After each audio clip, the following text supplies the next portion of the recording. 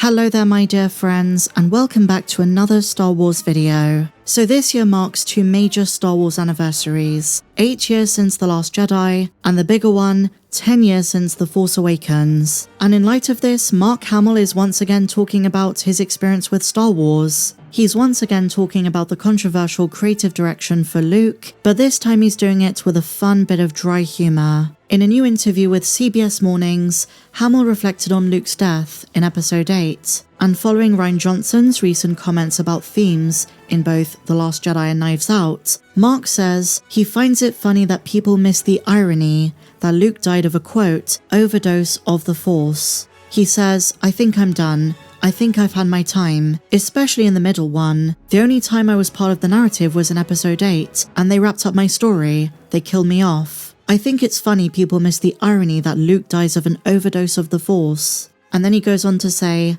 "I mean, who knew that was even a thing? Don't you think if there was even a marginal chance that using the Force like that could be lethal, Obi-Wan would have said, 'Use the Force in moderation, Luke'? Or Yoda would have been like, 'Overdo Force projection, you must not.' Nobody warned him, but obviously he says they concluded his story and Luke died."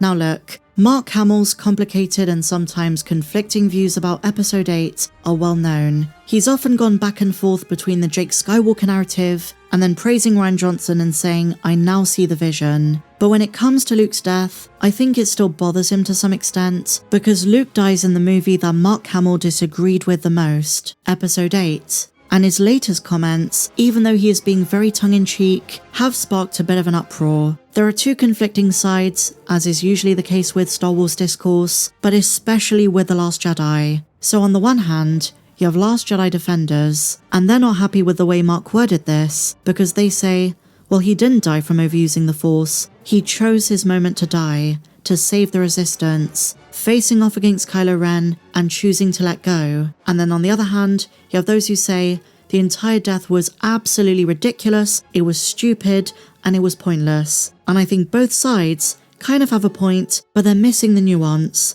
both in terms of the story itself and also the joke that Mark is trying to make. So if we're talking about the movie itself, the in-universe explanation, it all comes down to Force projection. This is a very controversial and bizarre ability, but it does originate in the expanded universe. It was called Force Doppelganger, and it first appears in the Dark Empire comics, which ironically are some of my favourites. Doppelganger was an advanced Force power that allowed the user to create a short-lived duplicate of themselves, and it was used to confuse the opponent. It was very effective on droids, because oftentimes they'd start shooting at the wrong version of you. Now the original user could perceive all of the doppelganger senses, and to those interacting with it, the doppelganger seemed real. The user could even interact with the world using telekinesis. But Force projection is a bit different. Force projection is described in canon as taking far more effort. The physical exertion of it could kill the user.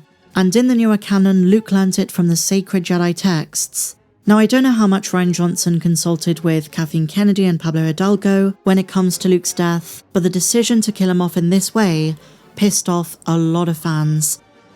It didn't matter how much the scene made sense on paper. Star Wars fans were blindsided and bamboozled, and what followed in 2017 and 2018 was full denial, because Luke had just come back. He was teased at the end of episode 7, like Mark Hamill says in this very interview. So in episode 8, fans expected a big return. They wanted him to take the lightsaber from Rey and rejoin the fight. So when that didn't happen, and he was a hermit, and then eventually he dies, fans just didn't want to believe it. It's why you'll find so many YouTube videos and articles at the time where journalists and fans alike tried to find reasons and ways in which Luke might still be alive, that it was a fake out. That was the discourse. People didn't want to accept that that was the way Luke went out, that he didn't fight Kylo Ren one-on-one, and that he died from exhaustion on Octo.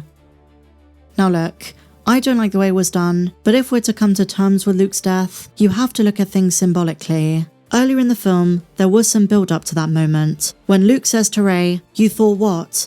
I was going to walk out with my laser sword and take down the First Order?" As an audience, you're thinking, has Luke already tried this? He's clearly aware of the scale of the First Order, and he wouldn't stand a chance, or so he thinks. And then there's the comment from Kylo Ren, that the effort of force projection would kill Rey if she tried to do it. That's earlier in the film when they're trying to force Skype. From Rian Johnson's perspective, the idea is that Luke realizes his friends and his sister Leia need him. He had that moment in the Falcon with R2, reminding Luke of when he helped Leia with Obi-Wan Kenobi all of those years ago.